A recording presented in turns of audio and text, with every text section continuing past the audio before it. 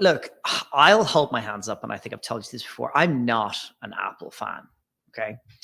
I say that as a guy who has a MacBook Pro. Yeah. Okay. I do have one. I needed a new laptop. I went, screw it. Let's have a look at what everyone is thinking of. I think it's a beautiful piece of hardware. The software is good in times, and it drives me completely bananas in others. I just don't understand how think different means think worse. Okay. But that aside, I also remember when I was just like, everybody's using these AirPod things. Like, and I didn't have any, and I, maybe I had some Bluetooth headphones, probably a bit more like this. But when I went out and I bought a proper pair of AirPod equivalents that were comfortable, that you could wear all the time, that you could use for calls, that changed my life. I mean, in a small degree, because all of a sudden I could be listening to podcasts. I could, be watching my YouTube videos, or I could be having a conversation with a friend on the phone. It changed the way I worked, and it changed the way I operated day to day. Okay. Because I would be more inclined to call someone and just, either sit on the couch, or I'd be walking around rather than holding a physical phone to my face. And it changed that dynamic, and it still does. And I have a pair of similar Everhead earphones with the microphone like that. And, the guys in my office laugh at me because I do circles. I walk around all the time while I'm on my calls, or we have a pool table. I sit there, I play pool on my calls. And it is this sort of dimensional change. So I can't wait for the next one. And as I said, I'm not a fan of Apple, but I'm not expecting anyone else to be able to pull this off. Because I mean, look, I'm sitting here. I have them myself, but I'm not even wearing them because I prefer the mechanics of this one. These pop out of my ears. But one of the worst things about audio on these devices, the lag, so you can't really use them for games, but just the connectivity and the fact they had this beautiful connection with the iPhone, and the way they charged in the container, and the fact they would give you this nice view of the charge as you would sort of first like connect. It was seamless. That thing that they do so well. My God, you pay through the nose for it.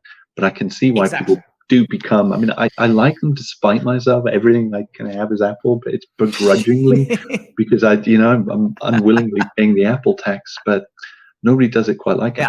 I'm rocking two phones at the moment. I have a Pixel and an iPhone. In every regard, the Pixel phone I'm on is pretty much better spec'd across everything. The iPhone just seems to hang together. It seems larger than some of its parts. And the Pixel isn't quite there. It is. The thing that I will say for Pixel, and this is why ultimately I've come back into the fold for Android, is their voice is fantastic and their dictation is brilliant. And you just don't get that with Apple. And so if you are interested in voice, I can't do it on an iPhone, unfortunately. Do you think that maybe that is something that Apple could use as its next thing? Okay, so they had a chance I with believe Siri and they didn't take it. Yeah, but again, Siri, Google, Cortana, they're all dumb as shit. And I mean, I used to use voice significantly at the very beginning, but at that stage, it might work or it might not work. And if it worked 9 out of 10 times, okay. But if it's only working 3 out of 4, you're just going to fucking type it, because the frustration. I know it's only 3 seconds, but I don't want to do the voice, have it not recognized, then have to go back into the keyboard and type it again. I would have typed it faster in the first place, and that is the issue. But I believe that we're kind of past that now. And I think if anyone can do it, Apple can. I had this conversation with a friend of mine. I know that. I had a conversation with a friend of mine the other day. He basically goes, I don't like talking to anyone. I'd call him. He's like, no, and a lot of people are like this, but maybe they can be the ones, because no one can push institutional change like Apple into getting everyone to sort of do things differently. And as I say, I hate them, but I'm fully in support of them being the ones to push it forward. They need to bring out a device that's going to cost a fortune. No one can do that like Apple. They need to get the usability, the UX, the UI. They need to get that right. No one can do that like Apple. And that's why, I mean, they're talking about bringing something out in June. I've heard it's delayed now to September. I've heard, they're not quite happy with it, so they won't. Brilliant. take all the time you need. Well, I heard that Tim Cook was trying to push it against the wishes of his design department, which is intriguing. So I think he wants to sit on top of a brand new product category.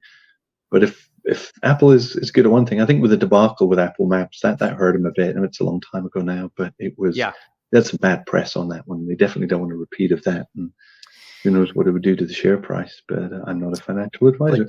But the interesting thing about Apple Maps is that all they were doing is duplicating what Google ever had. They didn't make anything better. They just wanted it themselves.